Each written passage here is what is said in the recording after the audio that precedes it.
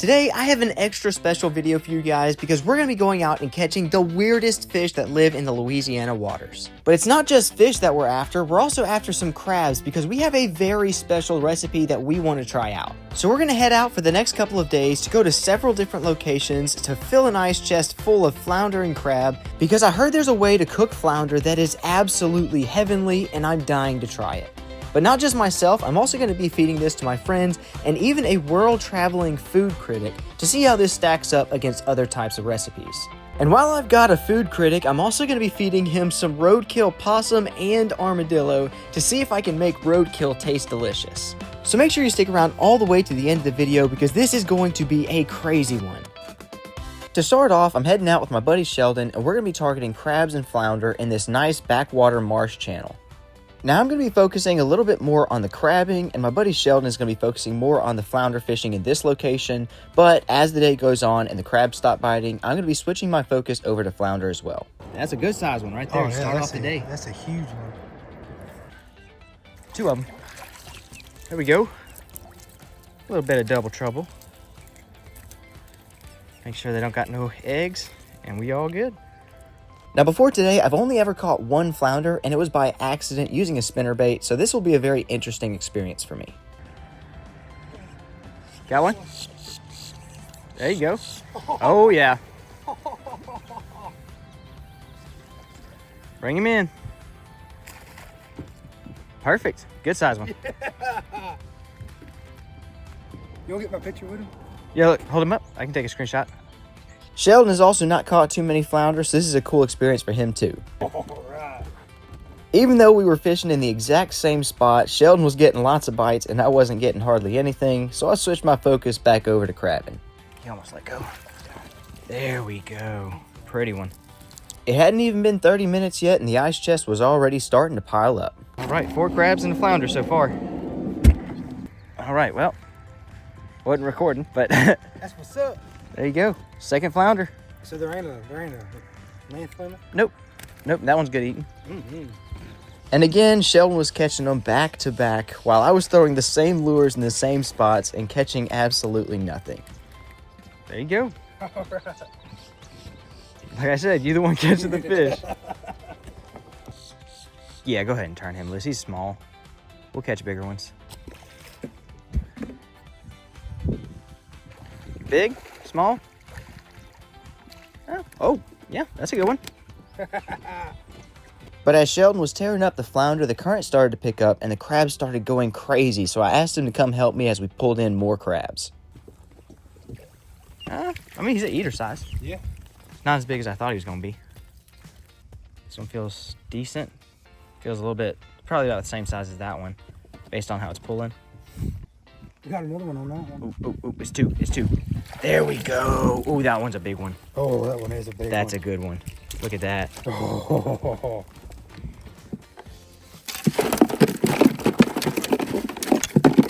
Extra first speed. Look, usually, I'll just kind of grab them, Yeah. pull the net like that. Alright. Now, when I was fishing last year, a guy rode up on my fishing spot on a bicycle, and he told me about an amazing recipe that I had to try for flounder. I want to try a recipe where you stuff it with crab and cream cheese. Yeah. I think that'd be pretty cool.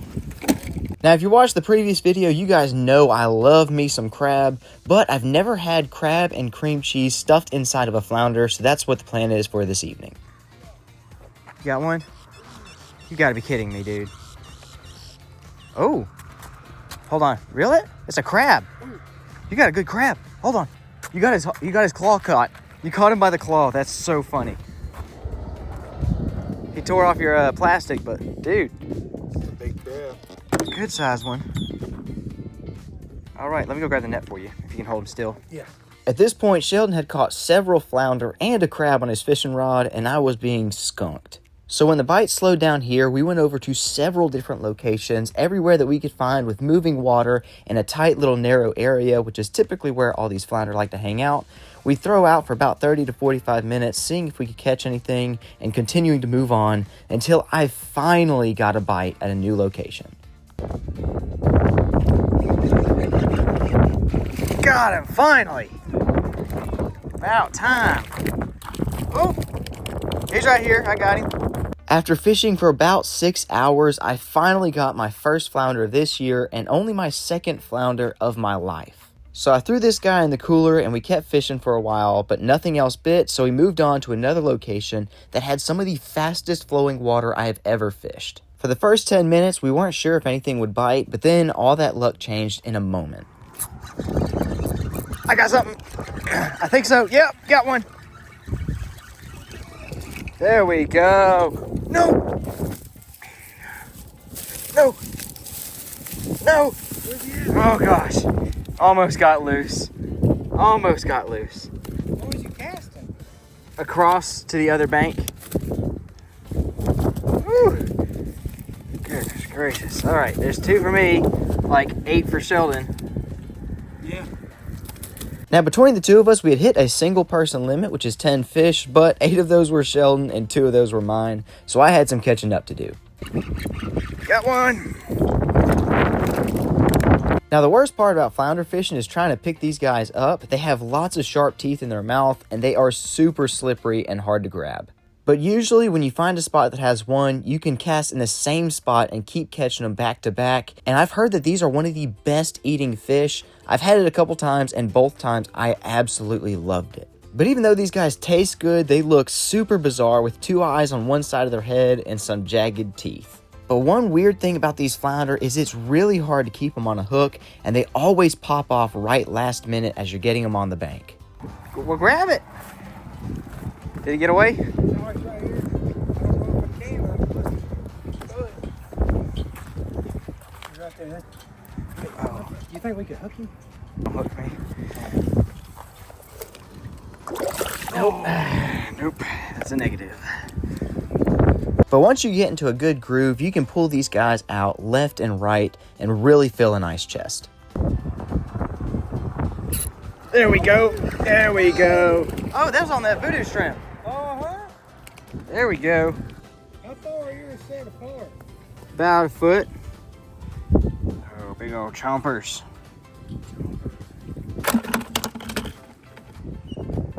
Plus we have 7 or 8 in the, oh, hold on, hold on. This one feels good. Ah, it's still small. Oh well. There we go. All right. Add another one to it. Another one bites the dust. After bringing the hammer down on all the flounder, it was time for us to move on to our final adventure of the day, which was to head out and try to catch a big fish using some bottom rigs. Now, if you want to see all of that, check out my main channel, Toxin Custom Outdoors. I've actually caught my personal best redfish at the beginning of this year, which was 27.8 pounds. Oh!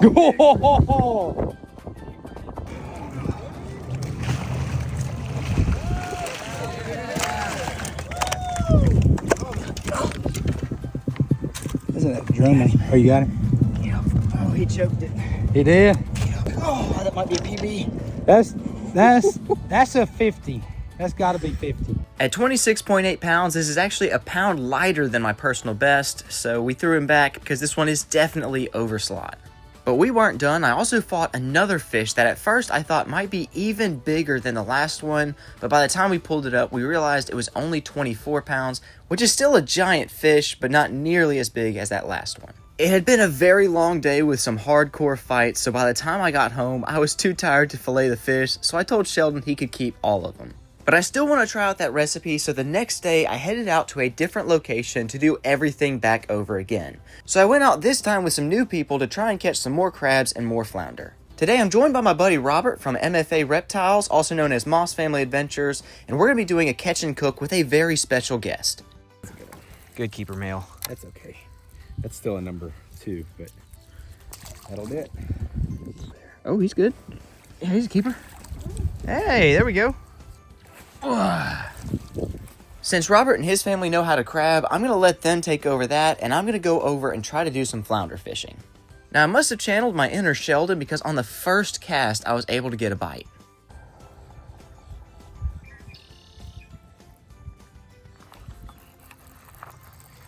I might have one. Yep, I got flounder. Oh! He broke my line. Oh, dude, Dead gummit. Now everybody is counting on me to catch a flounder, so the pressure was rising up, and at the same time our special guest had just arrived. All right, so my turn to go crabbing. We got probably something on here, so you just pull it up pretty slowly. And it's that simple. Ooh, that's a nice one. Some of you guys may recognize this guy. This is Dave Kaufman. He does all kinds of stuff from reptile adventures, but today what we're really focusing on is Dave Kaufman Eats the World, where this guy travels around all over the planet testing out food from different countries, and today he's going to be trying my cooking. So I've got to really catch a good flounder so this guy can have a good representation of Louisiana cuisine. Luckily for us, the crabs were moving really well, so that wasn't going to be an issue. The problem for me was I could not for the life of me catch a dead gum flounder. And when I finally got a bite, well, it wasn't exactly what I was hoping for.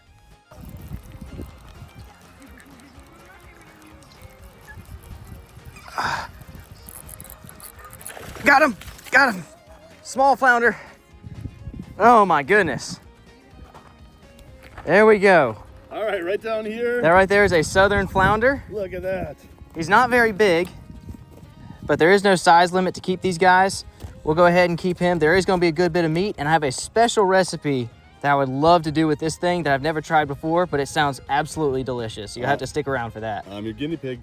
All right, look at that beautiful spotted pattern. I love how they have two eyes on the top, and if you show the bottom, it is no eyes. Pearly white, and there's teeth.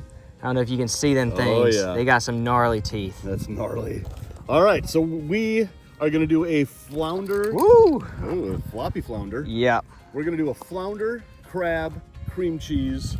Yeah, stuffed flounder is what we call it. Stuffed flounder. I love it. All right, let's see if we can get another flounder. That is. Yeah, I'd like to get 2 or 3 more at least. Cool. Let me see this guy. The limit is 10 per person, so we can get quite a few of them. I like to keep them when they're a little bit bigger than this, but honestly, I'll take what we can get. All right, we're gonna eat good tonight.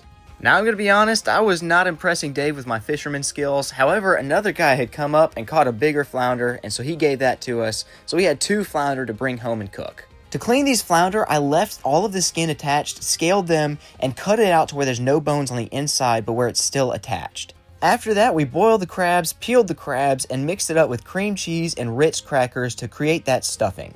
Now, Dave's channel is going to go into the more in-depth recipe and everything else, so be on the lookout for that video coming within the next couple of months. But basically, we stuffed some crab, we stuffed the flounder, we seasoned everything with some Cajun seasoning on top, and threw it in the oven for about 20 to 25 minutes. While the food's cooking in the oven, we went ahead and took all the shells and fish guts out to dump in the water. This is on private land, so we're not breaking any laws. And this will be catfish food, crawfish food, raccoon food, possum food. Pretty much anything that wants it, they've got it. It's an all-you-can-eat buffet. After cooking in the oven for a little while, the recipe was finally ready to taste, and the smell coming off of this was nothing other than heavenly.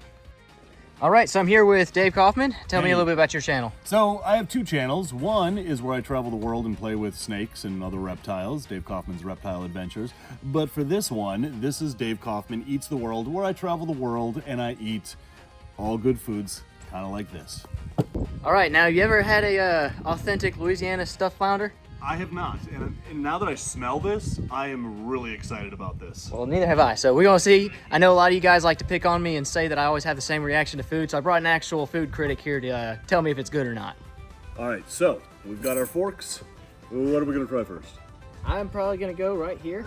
Now, do you eat the skin and everything? Yeah, skin's perfectly fine to eat. It is gonna have a weird texture to it, most likely. Okay. But if you can get that on your fork, Actually, and get some of that crab, oh my gosh. Oh. All right, you ready? Let's try it out. Is it really hot? Probably so, it just came out the oven. All right, here we go. A ting. Are you kidding me? Oh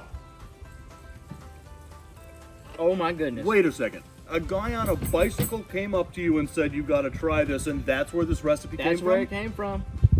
That's where it came from. This may be the most incredible seafood fish combination I've ever had. Oh yeah. The fish, it's, how do I even describe this? It's a very mild flavor. You don't get that fishy fish taste.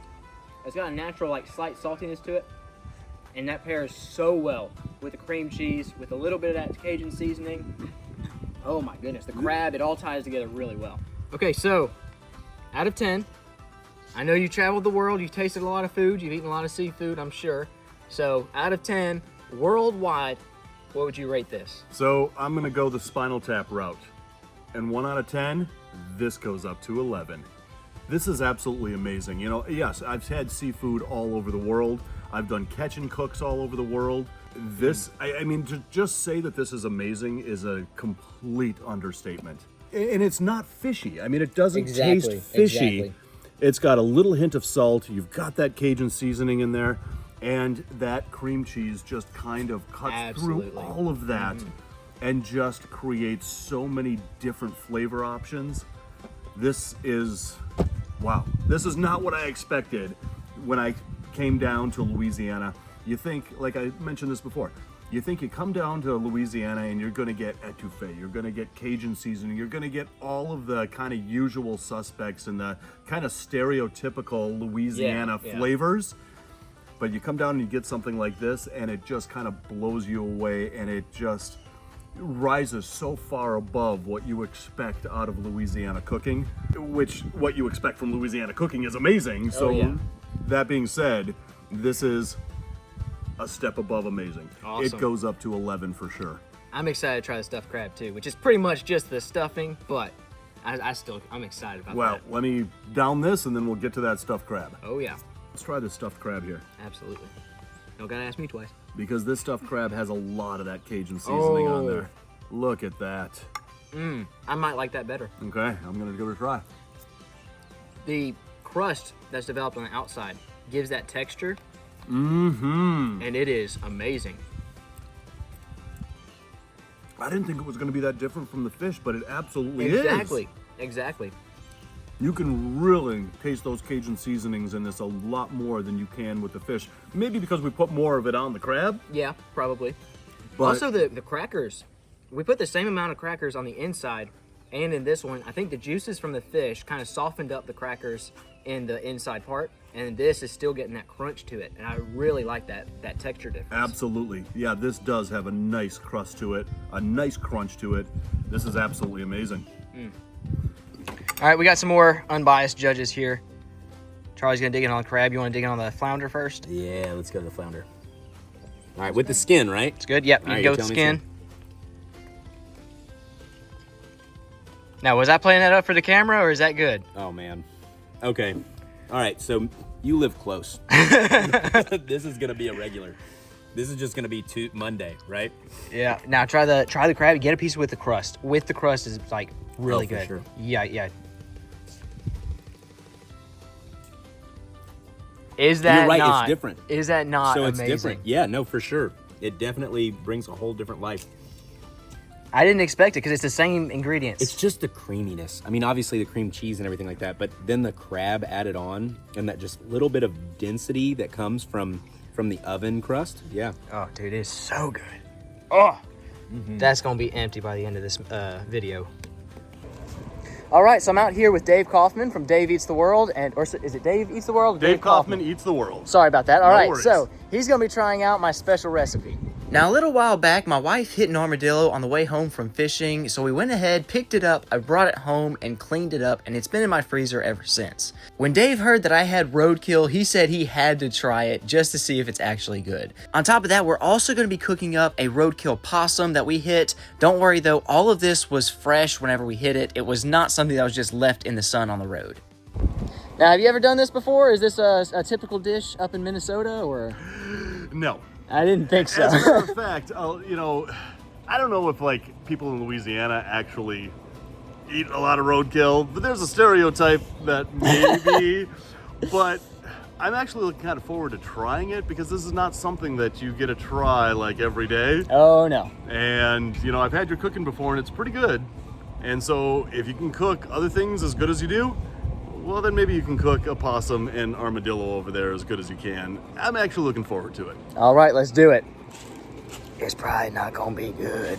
But after slathering it with my famous barbecue sauce and sticking it on the grill, it was actually looking pretty decent. The thing I was really excited about were the armadillo skewer bites. The possum, on the other hand, well, I'll let Dave's reaction speak for itself. All right, so what are we starting with first? So I think we should start with, no, actually we're gonna save this because I know this is gonna be good. Let's start with that because I have no idea how it's gonna be, to be honest. Possum, I've cooked it before, it's been great. Sometimes I've cooked it and it's been not great. So I want this piece right here. You take that Go piece ahead right and there. get your knife and try to find a little joint where you can kind of pull it apart. What do? You just kind of pick this up and eat it like chicken? Just like chicken. Just like chicken. Let's dig in. Not bad. I would say like barbecue chicken, personally. Let me try over this side. There we go.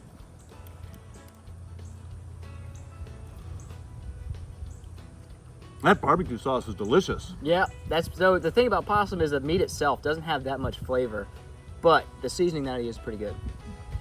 And then once you get past the barbecue sauce, there's the opossum meat. Yeah, it's not the best. What would you rate it?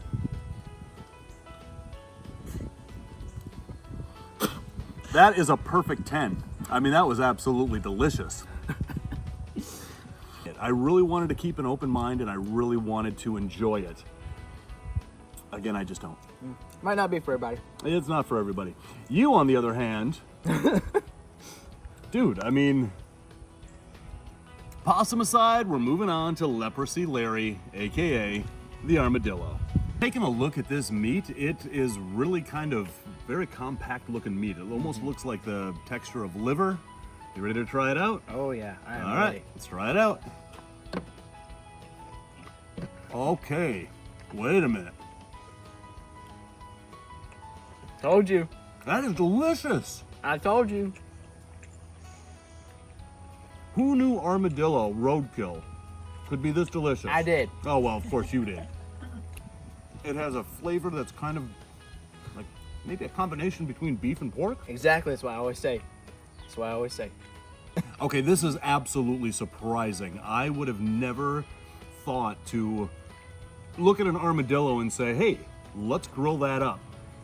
But what you said, your wife hit this one? Mm-hmm. Okay, so thank you. What's your wife's name? Grace. Grace. Thank you, Grace, for, not watching where you're going. Well, appreciate you for coming out. Thank you. Thank you. Anytime. I'm from Minnesota, where we eat a lot of walleye, we eat a lot of sunnies, crappies, things like that. Coming down here to Louisiana and having things that you just can't get back at home and having a dish like this was a treat. Thank you. Gotcha. I'll get you a better one next time, hopefully. I'll hold you to it. Now, Dave has a whole lot of videos that he filmed while he was down here, including his very first Louisiana crawfish boil, so make sure you check out his channel. Those videos should be coming out within the next couple of months, and we've got some really cool stuff. Huge thank you again to Robert from Moss Family Adventure for taking us out there, and he even brought me out to do some micro fishing, which is going to be on the main channel next week. So let me know in the comments down below, what should I catch and cook next time, and what would you guys really like to see for the future of this channel? Now, instead of doing a scripture like I do on my main channel, I think on this channel, to end the videos, I'm going to start doing a prayer instead. Lord, I thank you for this beautiful day you've given us. I pray that you would be with every viewer as they go on throughout their week. God, that we would glorify you and that we'd spread your love to those around us. In your name I pray, amen. Remember to comment your suggestion for the next catch and cook, and as always, Jesus loves you, I love you, and have a great day.